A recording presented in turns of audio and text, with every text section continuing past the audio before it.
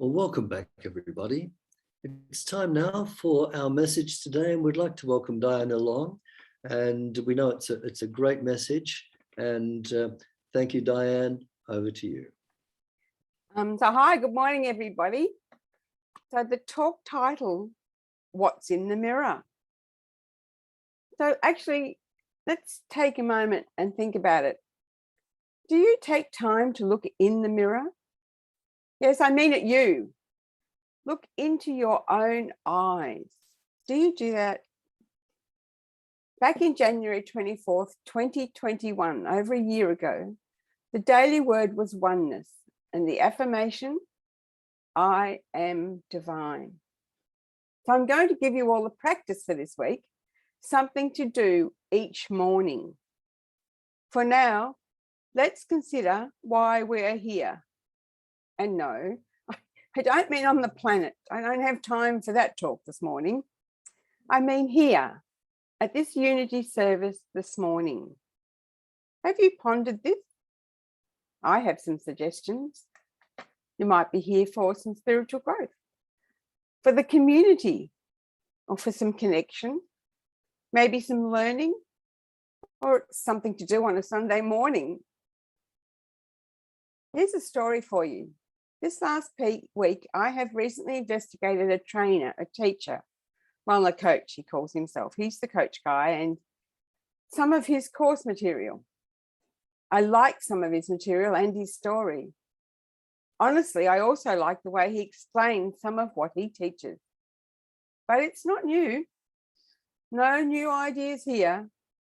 No different to many others.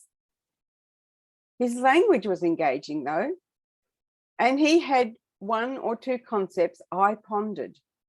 Here's one. Because most people have a death grip on how they think reality should look like, and all the stress comes from life not fitting into your pictures. A death grip?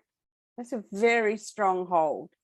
If you like, a very strong belief on how reality should look. Interesting, I pondered that for a while. I wrote about this a little and thought about it a lot. Stress. Stress is one of today's biggest issues and causes of many illnesses and lifestyle problems. What he's suggesting is it's self-imposed because we think reality should look different, and it isn't, or it doesn't. Let me say that again. Stress is a byproduct of your thinking that life should look a different way to where it is right now.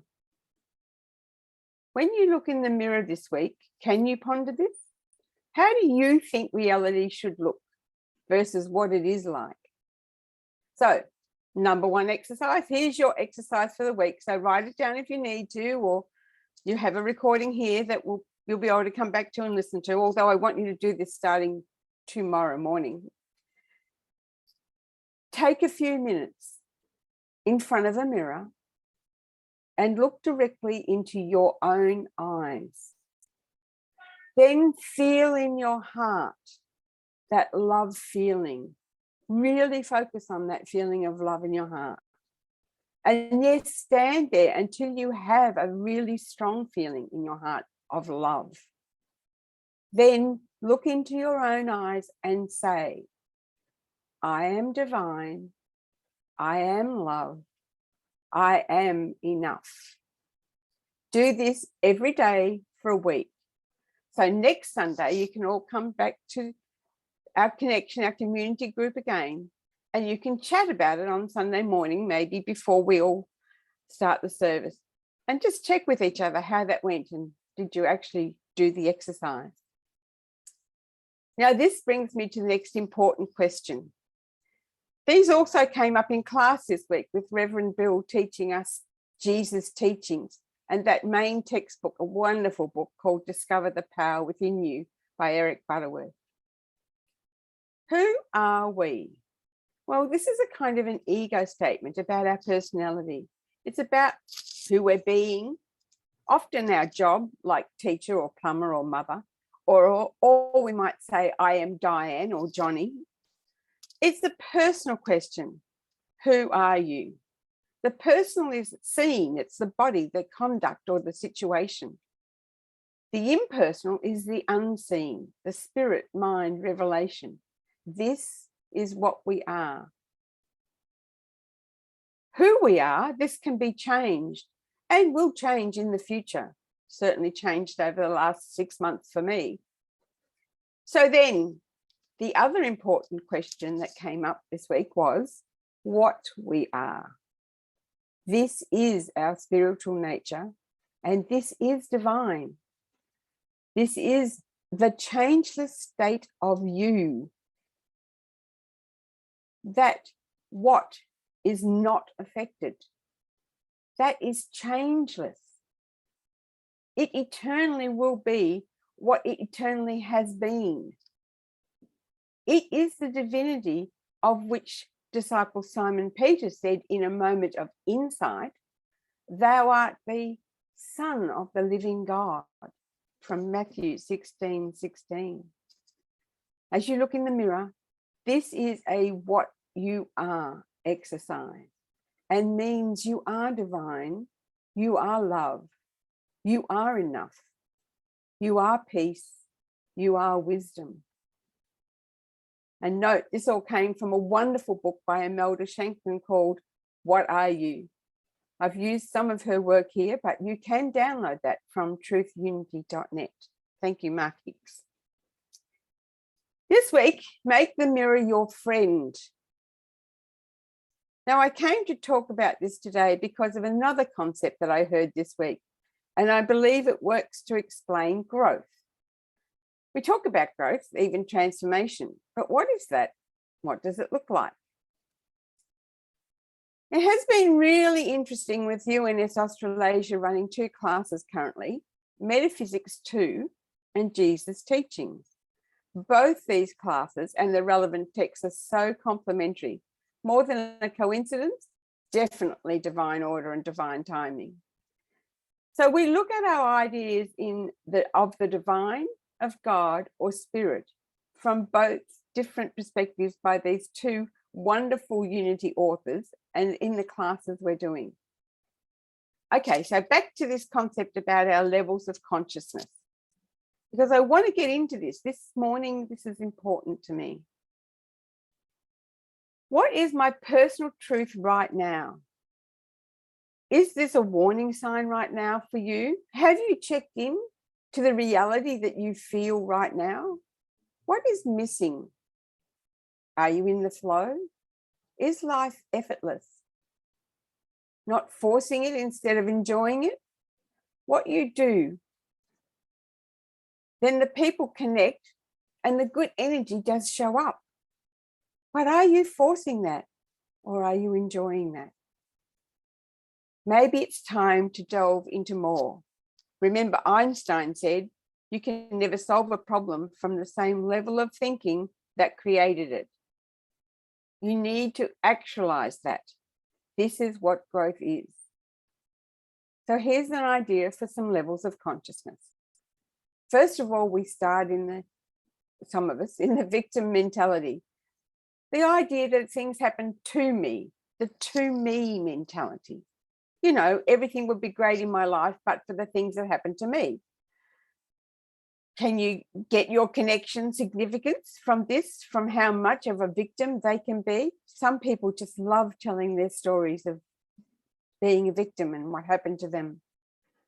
If no other outlet, it is the byproduct of letting life happen to you. We do some personal development, which is a very good at taking us from this victim mode, this to you thinking and mentality, to an achiever mode, where people start to take a level of responsibility. It's the by me, I'm not sitting waiting for my ship to come in. Instead, I'm out there setting goals, making plans, and starting to do the swimming myself, all with the personal development stuff. This is about, if my future is going to happen, it's going to happen by me. I'm in control. So To go from to me to a by me mentality, what do we have to give up? What do we replace it with? Well, we have to give up blame. And we have to accept and replace with personal responsibility. Can then get this out of our victim mode and then start getting into our achiever mode. This is where we're going with our personal development. It can still be challenging, and the swimming is not necessarily in the flow, it's often upstream, and we're doing lots of battles. By me still has some lessons, albeit we're doing some good stuff now, and we are doing it, albeit it can be exhausting. However, there are others out there doing their thing, and doors just open for them. They seem to open for them easily. They're connecting with new people who then seem to help them. Opportunities and resources just show up easily. They are more in the flow. And this is probably more about through me mentality. Life flows through them. So to get from by me to through me, what do we have to give up? What do we have to replace that with? So what we really need to give up then is that need for control. Not necessarily the control itself, but the need for control. So this is the bit about, well, that part I mentioned earlier. Most people have a death grip on life, on how they think reality should look like. And all stress comes from life not fitting into your pictures. So give up the need for control. Allow life to do something for you. What do you replace it with? You replace it with faith, with belief, with a sense of knowing, an inner sense of really knowing, of trust. However you may want to internalize that. If you can start having a little more faith in the outcome you're going to have, it will happen then. And you can then let go of your death grip on what you think it should look like. Intelligence that comes beyond our level of consciousness is working for us. That comes from our higher level of consciousness, our spirit wisdom. This is a way of thinking that we can do. Going from life happens to you to life happens by me is one shift in thinking that allows to more that day-to-day grind of how, oh, look, what just happened to me, to by me, missing that train with the sick passenger or the flight that happened to be diverted. Just knowing that you were fortunate enough not to catch that flight. Shifting our belief from that to whatever happens is serving us, you are at a higher purpose. And we don't see it yet. We will, though. It doesn't always show up clearly to us in that moment. But we often see later on that there was a gain and it was serving us. So achiever mode then is based on our mind, our consciousness, and it's not linear. Our conscious mind thinks linear. It thinks in a straight line. We can look over things back and 6 months or a year and say, oh, thank goodness that relationship ended. Oh, or we lost that job. Thank you. If we can trust the flow of the river, we can trust the flow, because this is not linear, but it is in flow. If you can trust the destination and know the destination is going to be where it is and allow the current to take you, it may be a turn you did not expect, left, not straight, but allowing that river to take you around the bend, because it will carry you further and so faster to where you want to go. This requires a sense of letting go of control. Trust in the bigger picture. There is an outcome, that is beyond our level of understanding. And this is through me. After this level, there is another level. This is an as me. And here I mention meditation, and I know we all meditate. And I know how many of you do that as one of your daily practices. And this is the level of our spiritual masters that they taught us and taught from. And there are many times mentioned where you mention in our Bible where Jesus went off by himself. And of course, he was in prayer and meditation. I don't know it is a level that anyone lives from. I know I can visit it. I have said in previous talks and in some UNS National School SEE classes that I finally got it. All I have to do is learn what Jesus did and do that. Well, self-mastery is a work in progress.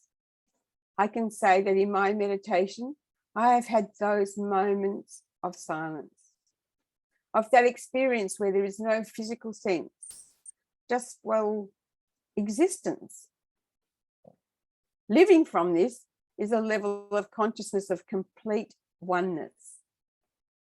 To live from this is real mastery. And I've had a glimpse of it. It's not something attained every day, and certainly not all day, every day. It is from that Christ consciousness, that divine self of us. And when we see ourselves as everything else, as me, so we see it all, it is all me. Everywhere we look, every day, I see myself in this computer, in nature, in other people. This is oneness. What do we give up to get from through me thinking to as me? One thing to give up is the illusion of separateness. Even in quantum physics today, scientists say that everything is connected on a universal level. You take one atom and move it or increase its vibration, and it impacts on another atom somewhere else straight away, immediately. Just like the ripples in a pond. As the ripples move out, it impacts on the whole pond and on water. This happens in a moment of time. Physics says it is now instant. Deepak Chopra said once, we breathe out here today, and in 24 hours, that breath has traveled around the whole world. However, vibration, that increase in the vibration of the atom, is now said to be in a moment or instant of time. What do you have to replace it with?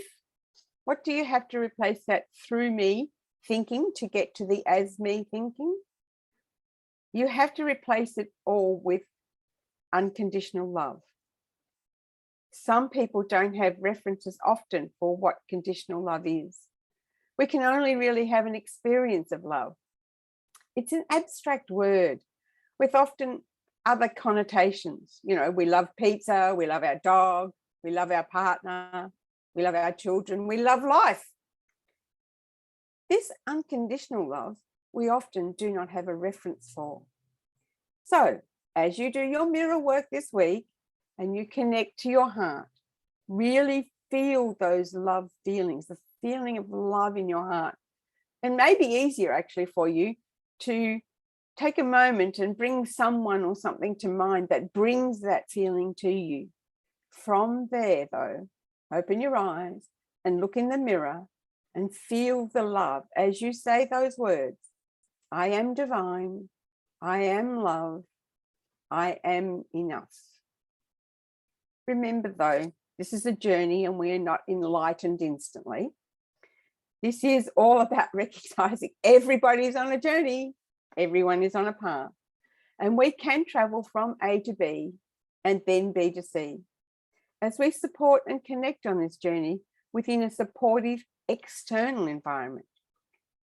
So our mirror exercise is about this. That vibration that you create with this feeling of love in your heart. As you look at yourself in the mirror, with those statements each morning. This has an instant impact on your vibration and then the vibration of everyone. So then this guru I was listening to, he was an extreme entrepreneur and an extreme coach, and was about $35,000 a year. He then talked about who we hang out with. So this is really important, and I believe a key factor for being here today. Who we connect with, who we spend time with. Are they positive people moving through their own conscious experience, learning, reading, looking to new ideas?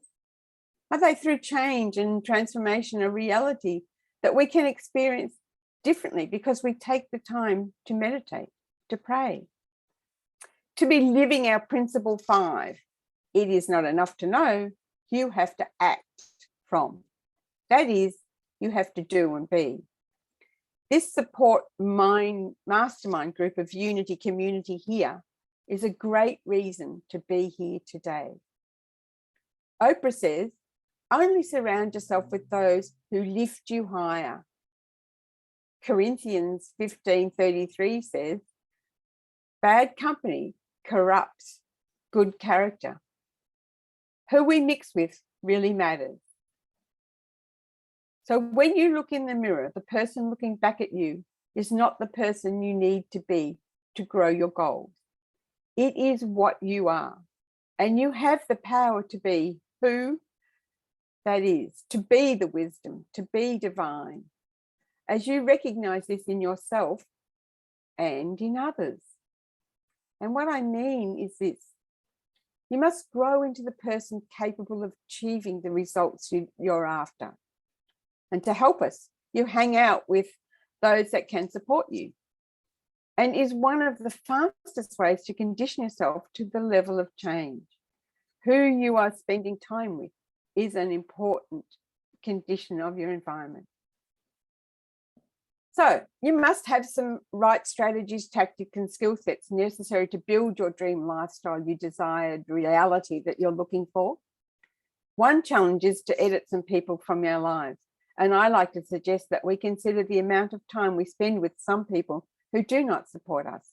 Remember, who you hang out with, who you connect with, is your external environment that helps you bring about the thinking and feeling of a through me life, a life lived from our divine nature guiding us.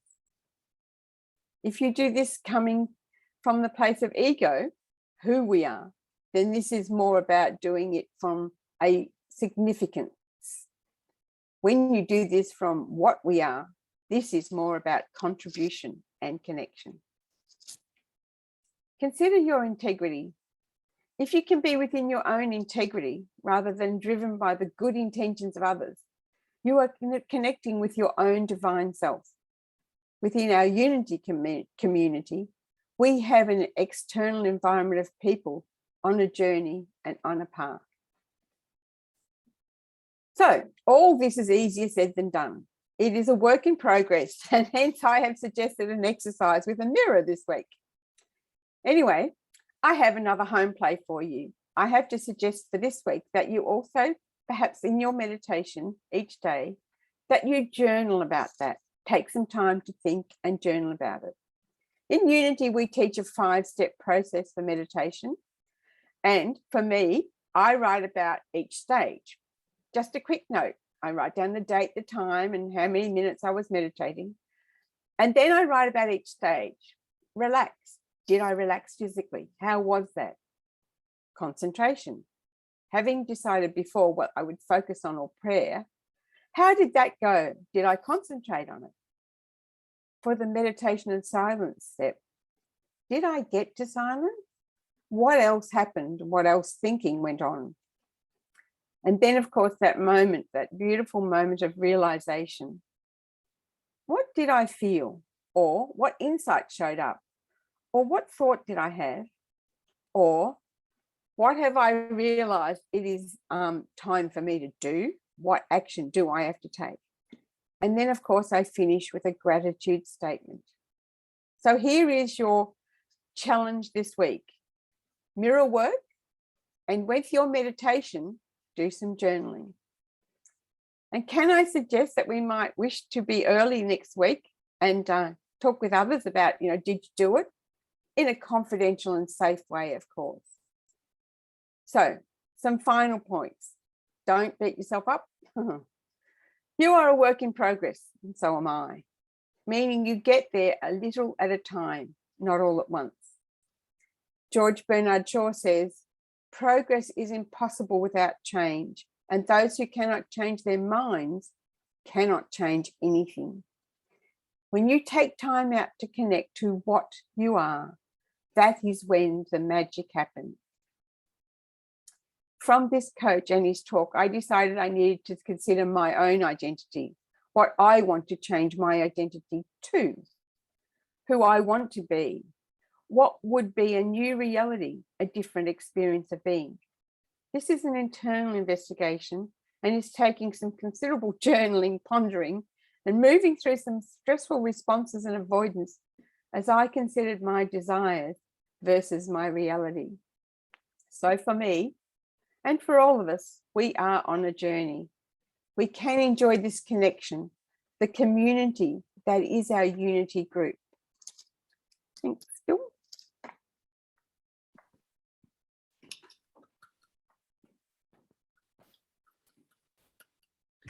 Thank you, Diane. Food for thought. I better clean the mirror. And I'm looking forward to doing that this week and also hearing how some of you went with it. And thank you for refreshing our memory of those steps of meditation. But to reinforce your message, we have a great song